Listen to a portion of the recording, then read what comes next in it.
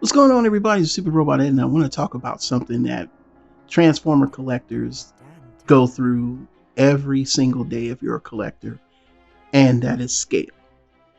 And sometimes we're right, sometimes we're wrong because we're basing it off of memory, watching a cartoon.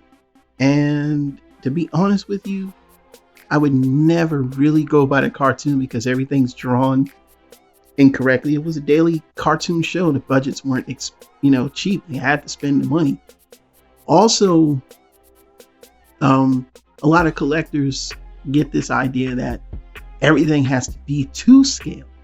And the reality of it is what we see on TV from mass shifting does not always translate well in real world aspects, even in toy creation. Because you also have to think about not only size, if we made them true to size of the scale, how much would it cost?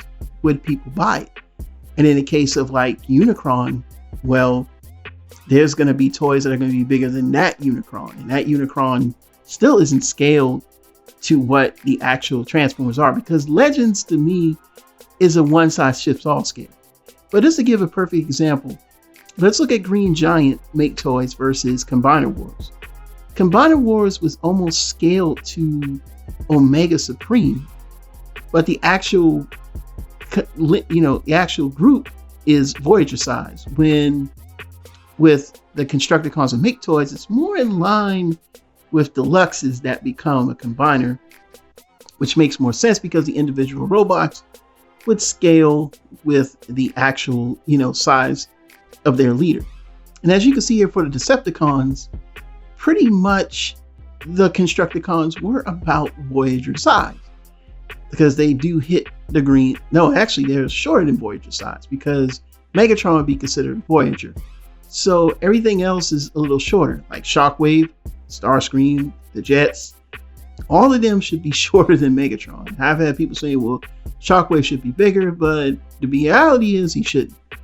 But if you look at the Constructicons, they're the same size as the Seekers. So technically the Seekers are a bit larger than most of the Autobots. So it would kind of make sense for them to be about that size.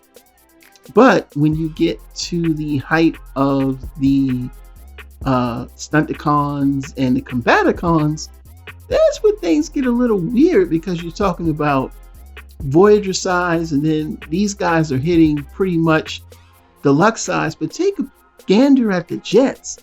The Coneheads are as big as the limbs for the Stunticons and the Combaticons. This is why I say at a certain point, scale kind of has to go out the window. Because the same thing with the Autobots. All of the limbs are pretty much the size of Blaster, or a little bit shorter.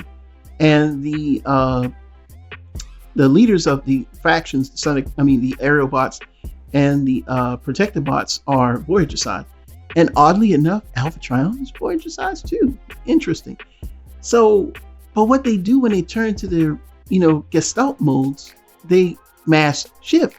So they get even bigger than what they're supposed to be, but that also depends on who's drawing them. And it only gets worse when you start looking at like actual size comparisons, where you look at that green line and you see Omega Supreme is at the purple, which puts him, I think, in the scale of a leader, so to speak. And the rest of the combiners hit that same green line.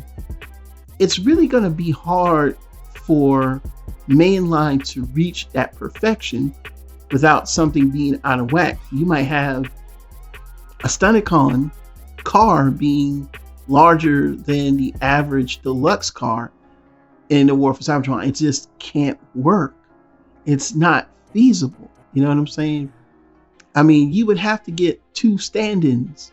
You'd have to get one that's standing as the actual height while the other standing as the cars. And I just don't see people doing that, especially if you're just a mainline collector. If you collect Masterpiece, you might could throw your Masterpiece in there.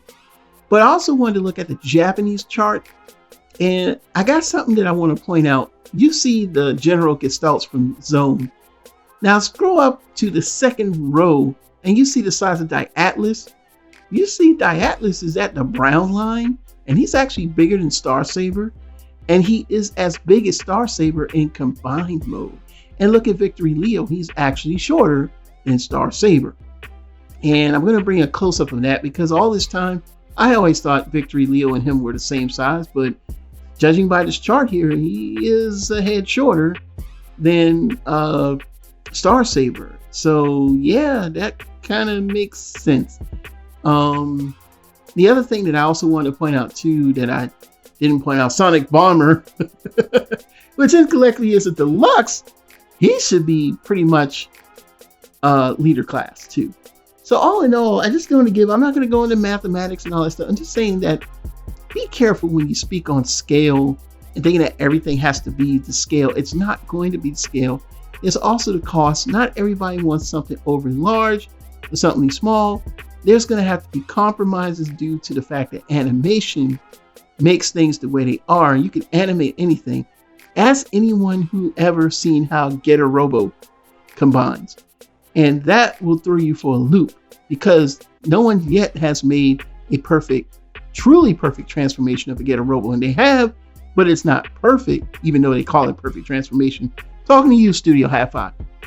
So sometimes we just got to let things be and get as close to what we can get as possible, especially for Mainline. I'm not talking about Masterpiece, and that's a different story. Just for Mainline. But what are your thoughts? Leave them down in the comments below. Until then, we'll see you soon. Bye.